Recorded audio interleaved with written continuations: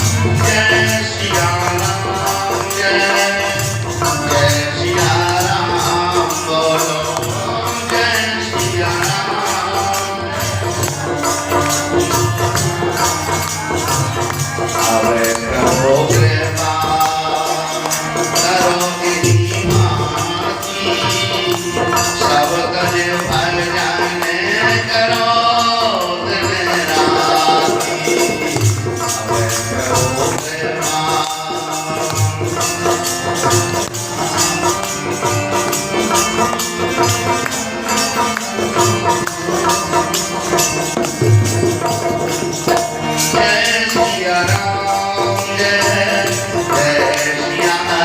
सिया राम बोलो। जय सिया राम, जय जय राम जी महाराज की जय। भगवान का एक नाम समस्त प्रकार के पापों को और नाश करने वाला होता है। कहीं किसी ने धोखा से भी एक बार स्मरण कर लिया, चलते फिरते में सदा सुख बहु न भूलो राम। चलते फिरते उठते बैठते सोते जागते खाते पीते भगवान का नाम स्मरण कीर्तन करते रहो। ये प्राणी का शरीर कहीं भी जाए, घर में वन में माठ में कहीं रहे, ये देह और प्यारे सीताराम से जुड़ा रहे स्नेह। एक एक मिनट का समय जो बीत रहा है ये दोबारा मिलने वाला नहीं है।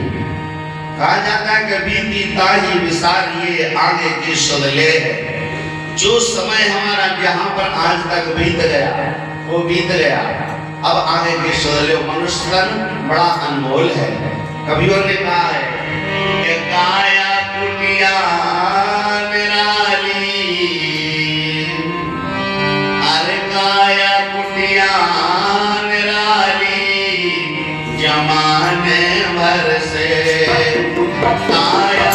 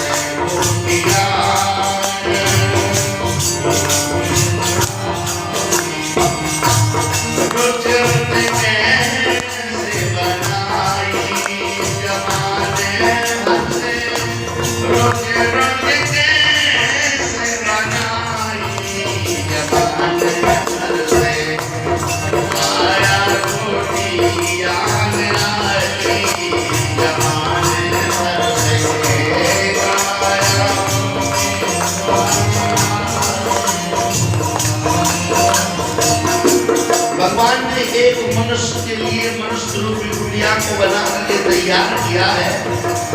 एक गुड़िया कितनी सुंदर बनाई जिसमें ना कोई ईंट लगा ना गारा लगा, और 125 वर्ष के लिए बना करके तैयार कर दी, ना जिसमें कोई रंग रोगन है, और इतना सुंदर बनाया जिसके लिए हर मनुष्य भी संभाल करके चले, जिस कुटी के लिए देवता लोग छटपटाया करते हैं।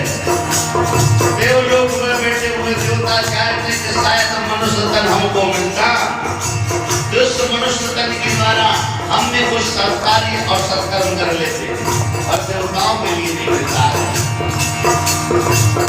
ऐसे दुनिया में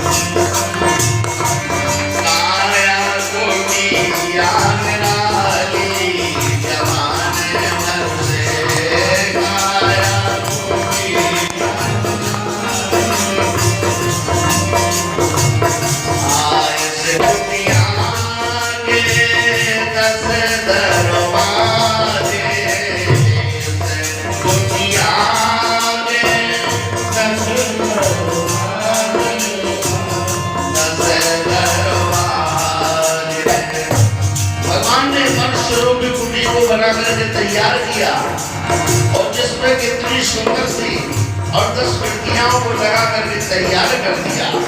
जैसे दुनिया के 10 दरवाजे,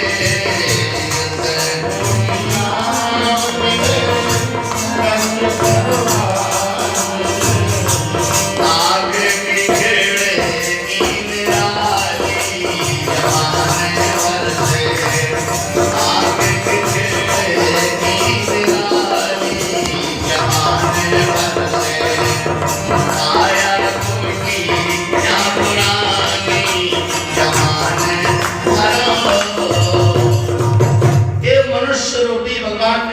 को बना करके तैयार किया, और जिसमें कितना सुंदर भगवान ने और चित्रकारी कला बना करके तैयार कर दी। अब जिसमें रहने वाला कुटिया में भगवान ने एक सुंदर आत्मा राम रूपी और परमात्मा को बिठा दिया, जो टुकुर टुकुर करके और देखता रहता है 24 घंटे इस आत्मा रूपी परमात्मा के लिए, और हमको प्रेरित वो करना जो 24 घंटे भगवान का चिंतन करता रहे। अरे एक घड़ी हमारी कहीं भगवान के नाम में बीत गई तो सहस्त्रों पापों को और नाश करने वाली होती है। भगवान वहीं पर तो बोलते जहाँ नाम रूपी धन एकत्रित हो जाता है। जैसे कोई राह की एक रास्ता से चलता है तो एक एक कदम को रखते रखते कई किलोमीटरों की और रास्ता को पार करता है। एक एक नाम को जपने वाला करोड़ों नाम को इकट्ठा कर लेता है। एक एक और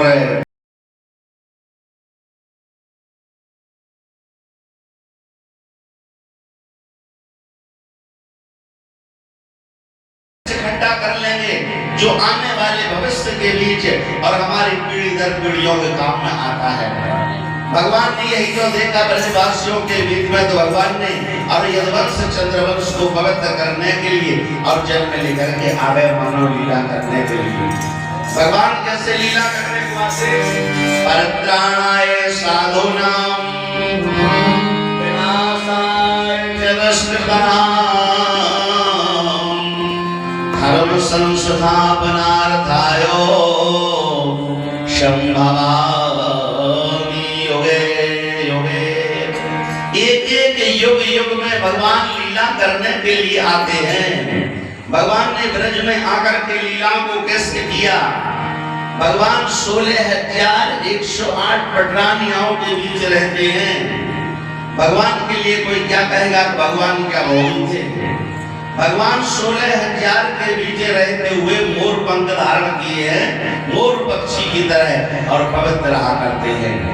धन्य ऐसे श्री श्याम के लिए भगवान ने ब्रजवासी की गोपिकाओं से जो त्रेता में और कहा था, जब जनकपुरी में गए थे भगवान प्रभु श्री राम, जब सीता स्वयंवर हुआ था, सीता स्वयंवर के वक्त भगवान प्रभु श्री राम जब विचरण करते हुए और जनकपुरी की गलियाओं में और घूम रहे हैं, वहां पर भगवान की सुंदरता को देखने के लिए और जनकपुरी की बहुआएं बेटियां भगवान राम को प्यारे प्यारे गजड़े बनाती हैं, दूर्वा कुमकुम थाली के बीच में सजाती हैं। दधी दोरवा लोचने पहले बोला, दधी दोरवा लोचने पहले बोला।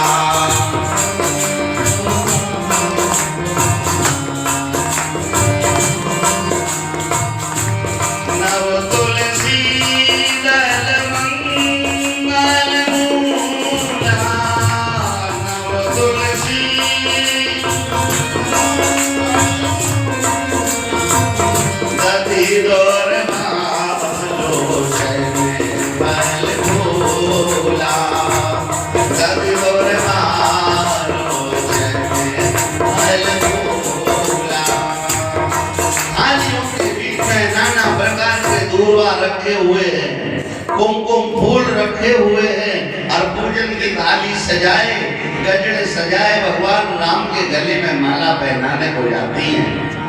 भगवान राम का नाम मर्यादा पुरुषोत्तम है।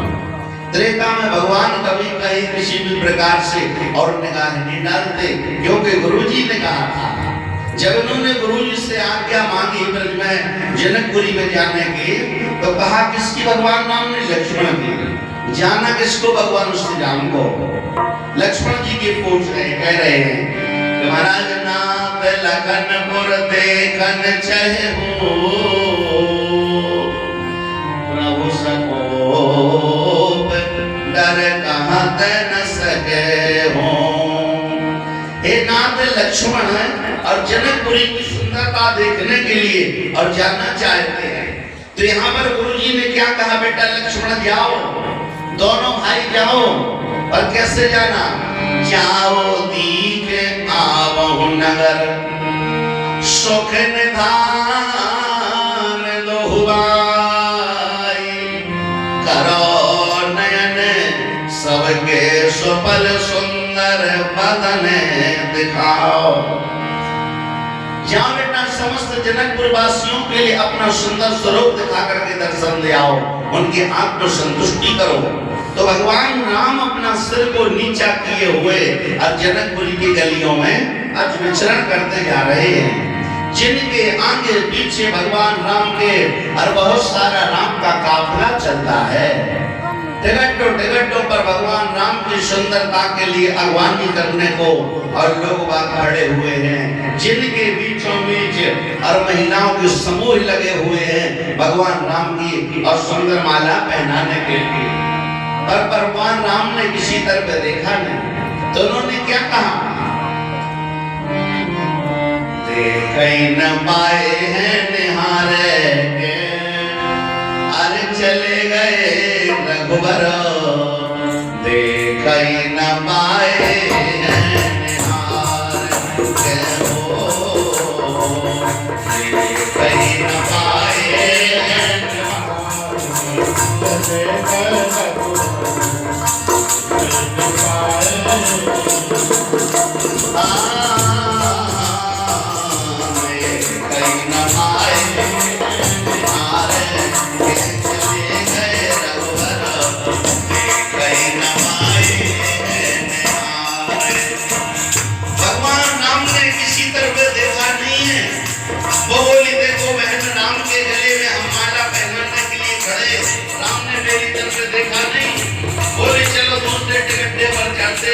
दूसरे टिकट पर शायद तुमने नहीं देख पाया होगा, अपन वहां पर देखेंगे। क्या कहती है? सजे सजे के जबो बाहर निकली, सजे सजे के बाहर निकली, सजे सजे के जबो बाहर निकली, सजे सजे के जबो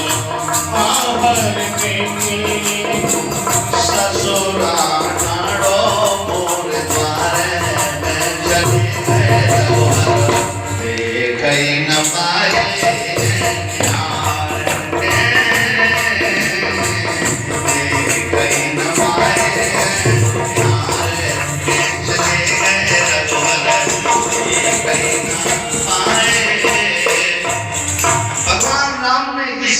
देखा नहीं है। बोली देखो अपन राम के गले में माला पहनाने के लिए खड़े और वो राम अपने ओर देख नहीं रहे, इनको कैसे माला पहनाया है। दूसरे टिकट्टे पर पहुंची, भगवान ने वहां भी नहीं देखा। तीसरे पर पहुंचे तो वहां भी नहीं देखा। उनको आपस में क्रोध आया, हम इनके पीछे माला पहनाने को चले, ये मेरी तरफ देख नहीं रही। चलो तीसरे टिकट्टे पर यदि नहीं देखा तो इनसे ऐसी कहोगे तेरे राम को पता पड़ जाएगा। भगवान राम से और लड़ने की ताकत रखती है। जहां पर प्रेम होता है, जहां पर नेम स्नेह होता है, वहां भगवान कहते हैं लड़ाई और बुराई की कोई आवश्यकता नहीं होती है। अपनों से ही आदमी और कैसा भी अंशद हो जाता है एक प्रेम के कारण। जब राम ने उनकी तरफ नहीं देखा तो क्या कहती हैं, ये राम जनकपुरी में आकर के इज्जत वाले बन गए। एक कौआ तो इनकी बहन थी जिसका नाम शांता थी, वो बूढ़े महात्मा बाबा ऋषि और स्त्री को भी आई दी थी। अरे हमारी ओर नहीं देख रहे। लक्ष्मण को इस बात का बुरा लगा कि मेरी बहन ने इनका क्या लिया, मेरी बहन के बारे में ये क्यों बोल रही है। अरे राम एक बार जनकपुरी की महिलाओं की ओर देख दो, नहीं तो मैं और ऐसा कृत्य करूंगा वह धौ रहे सब रो ब्याह, सारा ब्याह जनकपुरी का बिगड़ जाएगा महाराज। लक्ष्मण ने कहा क्या बात है महाराज, ये कैसे हमारे और बहन के बारे में बोल रही है। भगवान राम ने 2 अंगुलियां बताई और सिर के ऊपर उठाया और 2 अंगुलियां लेकर के घुमा दिया और तीसरी अंगुली उठा ली और तीसरी घुमा करके चल दिया। वो बोली कि देखो इन्हें देखा तो है नहीं है, 2 और 3 अंगुलियों का संकेत और कर रहे हैं। सो वो क्या कहती है एक बुजुर्ग महिला, बेटा 3 महिला अंगुलियों का मतलब होता है कि त्रेता चल रहा है अभी। कहा फिर क्या होगा, कहा जब त्रेता बीतेगा तो त्रेता के बाद आएगा द्वापर। यहाँ त्रेता में हम किसी तरफ देखेंगे नहीं, द्वापर में हम चल करके और जनकपुरी से और ब्रज में पहुंचेंगे तो ब्रज में तुम गोपिका बनना, मैं चल के कृष्ण बनूंगा। तो भगवान राम त्रेता छोड़ के जब द्वापर में आए तो कृष्ण रूप में आए। जनकपुर की वो बहुआं बेटियां जो रही वो आकर के और गोपिकाएं बनते, गौवान इंद्री प्रेमाना प्रेम स्नेह है। तो वही बात के लिए आज भगवान बैठने के लिए और नारी समूह के बीच महारास रचाते हैं मधुबन में। शरद पूर्णिमा की चंद्रमा रात्रि में भगवान ने कैसे महारास रचाया। जो शरद पूर्णिमा रात्रि अभी आ रही कुंवर के महीने में, इसी शरद पूर्णिमा की रात्रि में भगवान ने और महारास रचाया, जहां पर भगवान शंकर ने और श्री श्याम के दर्शन करने के लिए और नारी का भी वेश बनाया जिसे अर्धनारीश्वर कहते हैं। मधुबन में भगवान श्री श्याम नाचते हैं, भगवान राधा जी नाचती हैं और वहां पर जाकर के भगवान शंकर ने नारी का वेश बना करके और नृत्य किया। तो भगवान शंकर देख रहे हैं राधा रानी कैसे नाचती है। यहाँ पर देवराज इंद्र मृदंग बजाता, स्वर में कुशल अर्जुन खंजार बजाते, लिख दिया कि प्रहलाद अस्तालधारी तरल गंगया शोधवा कांसधारी मीनाधारी सुरसी स्वर कुशल दया राग करता जनो इंद्रोत्पादी मृदंगम जय जय सुखरात कीर्तने ते कुमारा स्तने ते भाव भक्ता सुर सरचनया व्यास पुत्रो बभूव। देवराज इंद्र मृदंग बजाते हैं, स्वर में कुशल अर्जुन खंजार बजाते हैं, बीच बीच में सनकादिक ऋषि और जयकारा की घोष लगाते हैं। नारद वहां पर वीणा का वादन करते हैं, जय जयकार हो रही है। मधुबन में राधिका नाची रे मधुबन नाची रे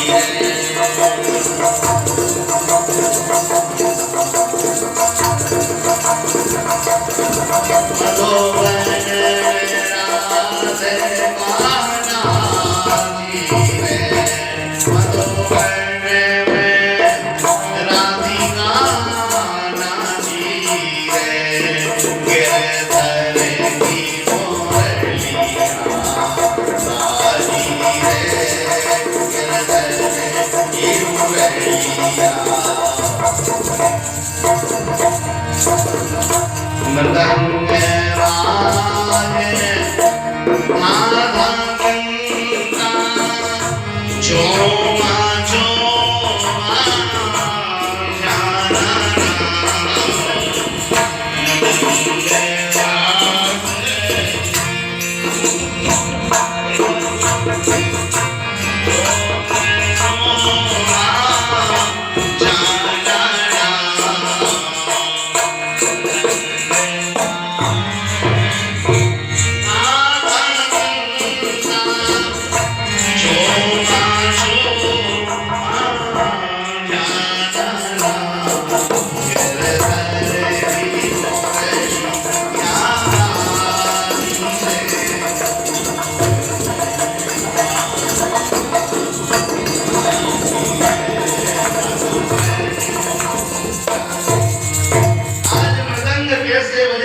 जाना राधा रानी का और नृत्य देखने के लिए भगवान श्री शंकर अर्धनारीश्वर का रूप बना करके देख रहे हैं। जो भगवान शंकर ने नारी का रूप बनाया, शिव पुराण में आता है कि राधा रानी जी जो है साक्षात शिव का अवतार है। भगवान राम के लिए उन्होंने त्रेता में वचन दे दिया था कि महाराज मैं नारी बन के तुम्हारे साथ में और नृत्य करूंगा। इसलिए भगवान ने और आज महारास को रचाया। जिस महारास के बीच में और भगवान शंकर और अर्धनारीश्वर का रूप धारण करके जहां पर बाजे ताल मृदंगा और किन्नर नाग बधू सब नचाई, जहां पर किन्नर नृत्य कर रहे हैं, राधा रानी नृत्य कर रही हैं, श्री श्याम जी नृत्य कर रहे हैं, गौरी शंकर भगवान नारी का वेश बना करके नच रहे हैं। सदैव वहां पर आकर के मनुष्य रूप धारण करके लीलाओं को देखते हैं। धन्य श्री श्याम जी के लिए वहां पर जिन्होंने महारास रचाया अपने पूर्व के दिए हुए वचनों के लिए। ऐसे जन्म और भगवान श्री श्याम ब्रज में अरमान में लीला करने के लिए आए हुए हैं। इनका चरित्र ही एक अनोखा कहा जाता है। अति विचित्र रघुपति चरित्र जान ही परम सुजानो जे मति मंद विमोह बसह धरहि कछुआन। भगवान कहते हैं कि भक्तों के हित के लिए नाना प्रकार के चरित्र और लीला करने के लिए भगवान मनुष्य रूप धारण करके आते हैं। नाना प्रकार की मानवीय लीलाओं को और भगवान मनुष्यों के हित के लिए करते हैं और उन्हीं लीलाओं में चारों पुरुषार्थ प्रदान कर देते हैं। जो अर्थ, धर्म और काम और मोक्ष, ये चारों पुरुषार्थ भेंट कर देते भगवान अपने और भक्तों के हित के लिए। ऐसे श्याम के लिए कुंडनपुर के महाराज भीष्म चाहते हैं कि मेरे पास भगवान ने मुझे और 5 बेटे दिए। कुंडनपुर के राजा महाराज जो भीष्म हैं वो सोचते हैं कि मेरे 5 बेटे हैं, एक राज वाले हैं, गुणवान हैं, कुलवान हैं, 5 के बीच में, और एक बेटी है जिसका नाम रुक्मिणी है। 5 परिवार में कहीं एक कुलवान मेरे को दामाद भी मिल जाए श्री श्याम जैसा, तो हमारा घर संपन्न हो जाएगा। महाराज कुंडनपुर के राजा भीष्म सोचते हैं मैं श्री श्याम को अपना दामाद बना लूं। जिनका बड़ा बेटा रुक्मी है, रुक्मी भगवान श्री कृष्ण से वैर करता है क्योंकि वो शिशुपाल और जरासंध का मित्र है। अपने पिता की बात की आज्ञा की अवहेलना करता हुआ, जिसने कहा अपने पिताजी से कि मैं अपनी बहन का विवाह और शिशुपाल के साथ करूंगा, श्री श्याम के साथ नहीं करूंगा। शिशुपाल चाहते हैं कि मेरा विवाह है और रुक्मिणी के साथ हो। रुक्मिणी चाहती है कि मेरे पिताजी ने और प्रतिज्ञा कर ली भगवान श्री श्याम के साथ, तो मेरा विवाह श्री श्याम के साथ हो। परंतु मैं पिता के वचनों को अव्यर्थ नहीं जाने दूंगा। उसने प्रतिज्ञा कर ली, दृढ़ संकल्प कर लिया। जैसे त्रेता में और सतयुग में माता पार्वती जी ने अपने वचनों को मान करके भगवान शंकर को अपना पति बनाने के लिए दृढ़ प्रतिज्ञा कर ली थी कि जन्म जन्म तक रगड़े हमारी, जन्म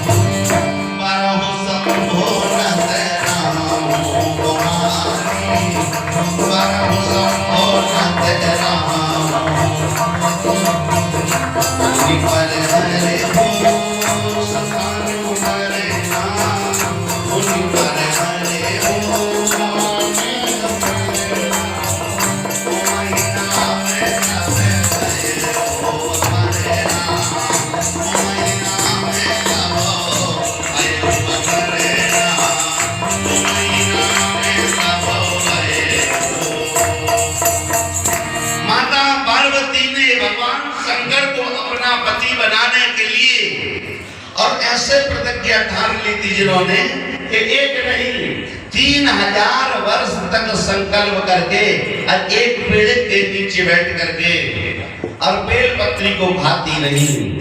जो सूखे पत्ते जमीन में गिर जाते हैं उन सूखे पत्तों को उठा करके माता और पार्वती अपने केवल प्राण रखने के लिए और आसन लगाए बैठे हुए हैं। जिनने पानी भी पीना बंद कर दिया, वायु का और बेलपत्री सूखी का आहार लेती है। 3000 वर्ष तक भगवान शंकर को मनाया।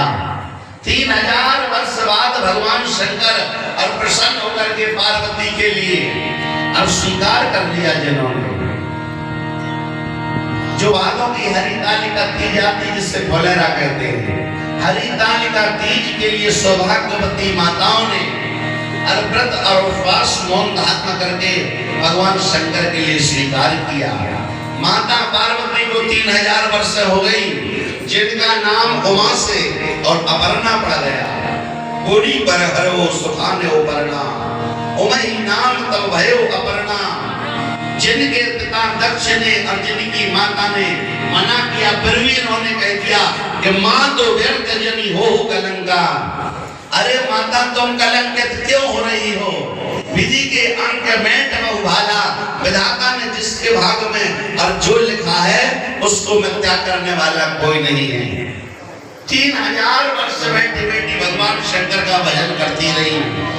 भगवान शंकर कितना जल्दी प्रसन्न होते हैं। जो पंचाक्षरी मंत्र को जपता है ओम नमो भगवते वासुदेवाय, भगवान शंकर जल्दी से प्रसन्न हो जाते हैं। पंचाक्षरी मंत्र में भगवान शंकर जल्दी से और प्रसन्न हो जाते हैं। जो भगवान शंकर का भजन करता है, भगवान कहते हैं उसके लिए मैं लक्ष्मी प्रदान करता हूँ। और जो विष्णु को भजता है वो भगवान के लिए और वैकुंठ को भेजते हैं। भगवान लक्ष्मी नहीं देते हैं, भगवान शंकर देते हैं लक्ष्मी, भगवान विष्णु देते हैं मोक्ष। विष्णु भगवान का भजन करोगे तो मोक्ष मिलेगा, लक्ष्मी नहीं देंगे क्योंकि वो उनकी पत्नी है। अपनी पत्नी कोई किसी को क्यों देगा? वो तो मोक्ष देंगे भगवान शंकर का भजन करोगे तो विष्णु का भजन करोगे तो, और भगवान शंकर का भजन करोगे तो भगवान शंकर हमारे भंडार भरेंगे, वो लक्ष्मी के जाता है। यद्यपि भगवान शंकर के पास कुछ नहीं है, पर देने के लिए जब उठते हैं तो त्रिलोकी के लोगों के भंडार भर देते हैं। जिन्होंने कहा है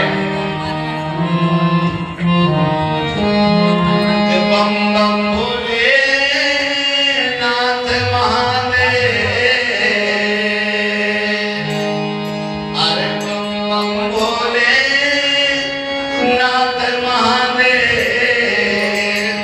अरे कौड़ी नहीं खजाने में,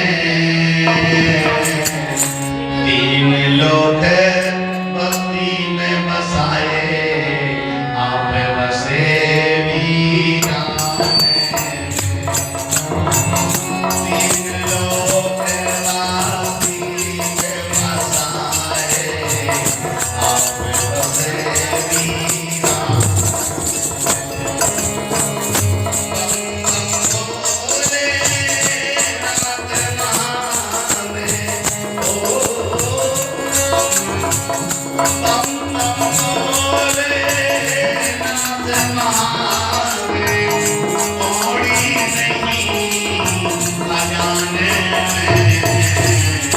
तीन लोग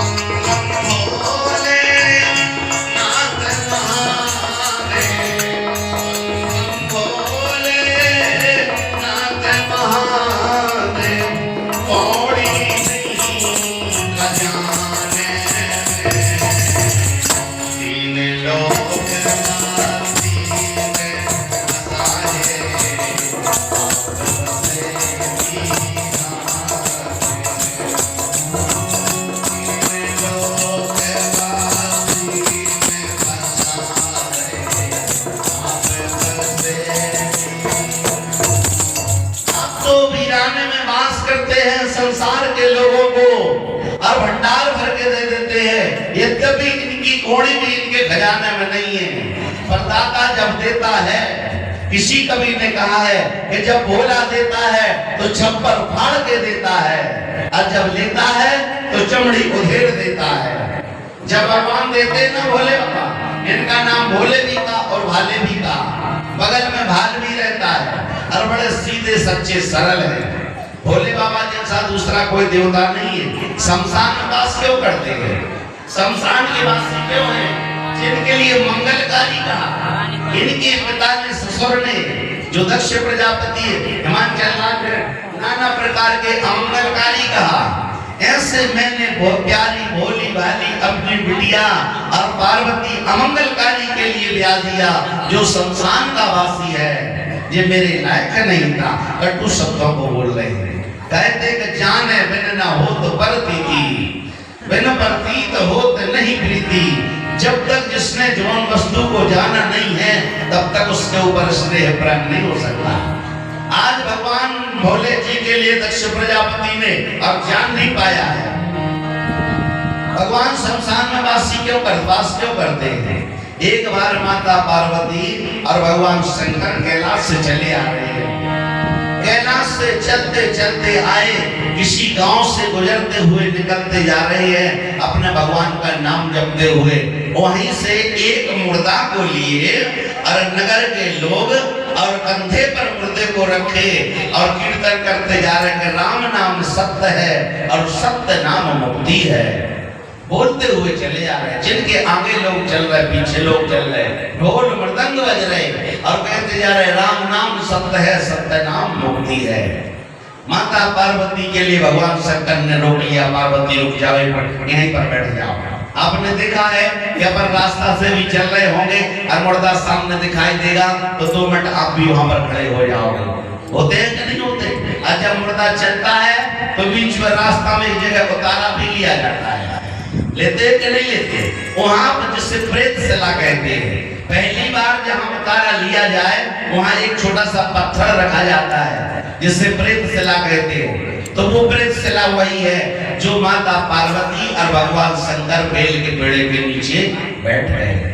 लोग मुर्दे को लिए हुए चले जा रहे हैं, बोलते जाते कि राम नाम सत्य है और सत्य नाम मुक्ति है। बाबा जी बैठे बैठे सब दृश्य देख रहे हैं। पार्वती देखो इसके साथ क्या होता है। लोग मरे हुए मुर्दे को ले जाकर के लकड़ियों की चिता बनाते हैं। लकड़ियों की चिता बनाई और उसके ऊपर उसको लिटा दिया, नीचे से आग लगा दी, परिक्रमा दे रहे हैं, रो रहे हैं और बोलते जाते राम नाम सत्य है, सत्य नाम मुक्ति है। अंत में सारे लोग छोड़ करके चले गए, मुर्दा अकेला जल जाता है। बाबा भोले जी ने जब मुर्दा शांत हो गया जलने के बाद उसी ताजी भस्म को उठाया और अपने शरीर में लपेटने लगे और इतने रोते हैं। माता पार्वती कह रही स्वामी आप क्या पागल हो गए हो? ये ताजे मुर्दे की भस्म को गरम गरम आप अपने अंग पर लपेट रहे हो। भोले जी बोले पार्वती सुनो लो, इस मुर्दे के साथ में हमारे प्रभु के लाखों मंत्र जल गए। इस मुर्दे के साथ में सैकड़ों लोगों ने आकर के कहा कि राम नाम सत्य है और सत्य नाम मुक्ति है, नाम से ही मानव की मुक्ति होती है। इस भस्मी में, इस राख में और चिता के साथ में हजारों लाखों नाम जल गए। ये भस्म नहीं है, इसमें राम नाम की और आभा छुपी हुई है। तो उठाकर के ताजी भस्म को भोले जी ने और लपेट लिया। तब से भगवान शंकर को ताजी भस्म चढ़ने लगी। आप उज्जैन जाइए महाकाल के पास, वाराणसी जाइए विश्वनाथ जी के पास, ताजी मुर्दे की वस्तु रोज चढ़ती है। भगवान शंकर को वो पवित्र है। अपन लौकिक रीति से और अपने घर में नहीं रख सकते। लौकिक रीति से पर रखेंगे तो उसको अशुद्ध मानते हैं, क्योंकि ताजे मुर्दे की भस्म घर में लाना एक अशुद्धि का प्रतीक होता है। पर विश्वनाथ जी के लिए वही चढ़ती है। आपको ताजी भस्म चढ़ाना, तुलसी की लकड़ी और पीपल की सूखी लकड़ी जला लो और जलाकर उसका पाउडर बना लो और आप भगवान भोले जी के लिए भस्म रूप में वो चढ़ा सकते हैं। वो ताजी भस्म मुर्दे के समान हो जाती है। इसलिए भगवान शंकर शमशान में वास करते हैं। ये मरण स्थान तो कहाँ पर है? घर में लोग कहते हैं। और जलन स्थान कहाँ? जहाँ जलाया जाता है राम नाम के लाखों आभाएं मेरी जल करके और तैयार हो गई। ये मरघट नहीं है, ये शमशान नहीं है। ये हमारा बड़ा सुंदर पवित्र स्थान है जहाँ मेरे प्रभु का कीर्तन हुआ, लाखों नाम इसके साथ जल गए। इसलिए भोले जी शमशान में वास करते हैं। बोले शंकर भगवान की जय।